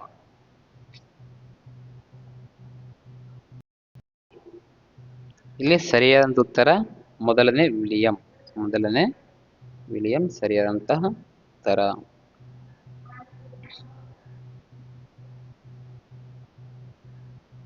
ಪ್ರಶ್ನೆ ಸಂಖ್ಯೆ 48. ಸಮಾಜದ ಜೀವಕೋಶ, ಸಂಸ್ಕೃತಿ, ಸಂಪ್ರದಾಯ, ಪದ್ಧತಿ, ಕುಟುಂಬ. ಸಮಾಜದ ಜೀವಕೋಶ ಅದಕ್ಕೆ ಕರಿತೀವಿ ಅಂದ್ರೆ ಕುಟುಂಬ ಕರಿತೀವಿ. ಇದು ಕುಟುಂಬನೇ ಸಮಾಜದ ಜೀವಕೋಶ. ಇಲ್ಲಿ ಏನು ಕಲಿತೀವಪ್ಪ ನಾವು? ಸಂಸ್ಕೃತಿ, ಸಂಪ್ರದಾಯ, ಪದ್ಧತಿಯು ಸಮಾಜದ ಅಂಗಗಳಾದರೆ ಕುಟುಂಬ ಜೀವಕೋಶವಾಗಿದೆ. ಈ ಸಂಸ್ಕೃತಿ ಮತ್ತು ಸಂಪ್ರದಾಯ ಸಮಾಜದ ಅಂಗ, ಆದರೆ ಜೀವಕೋಶ ಯಾವ್ದಪ್ಪ ಅಂದ್ರೆ ಕುಟುಂಬ.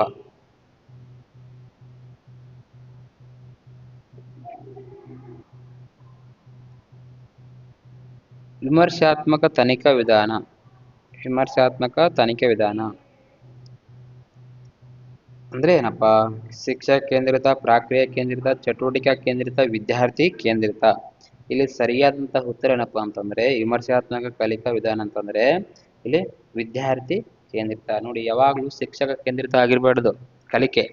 ವಿಮರ್ಶಾತ್ಮಕ ಅಂದ್ರೆ ವಿದ್ಯಾರ್ಥಿ ಕೇಂದ್ರಿತ. ನಾವು ವಿದ್ಯಾರ್ಥಿಗಳಿಗೆ ಅನುಗುಣವಾಗಿ ಹೇಳೋದನ್ನ ನಾವು ವಿದ್ಯಾರ್ಥಿ ಕೇಂದ್ರಿತ ಅಂತೇಳಿ ಕರೆಯುತ್ತೇವೆ. ಇನ್ನು ಪ್ರಶ್ನೆ ಸಂಖ್ಯೆ 50. ಯಾರ್ಕ್ ಟೌನ್ ನಲ್ಲಿ ಜಾರ್ಜ್ ವಾಷಿಂಗ್ಟನ್ಗೆ ಶರಣಾದ ಬ್ರಿಟಿಷ್ ಸೇನಾಪತಿ ಯಾರು? Lord Cornwallis, Warren Hastings, lord Wellesley, Robert Clive. ಇಲ್ಲಿ ಸರಿಯಾದಂತ ಉತ್ತರ ಯಾವುದಪ್ಪ ಅಂತ ಕೇಳಿದ್ದಾನೆ, ಲಾರ್ಡ್ ಕಾರ್ನ್ವಾಲಿಸ್.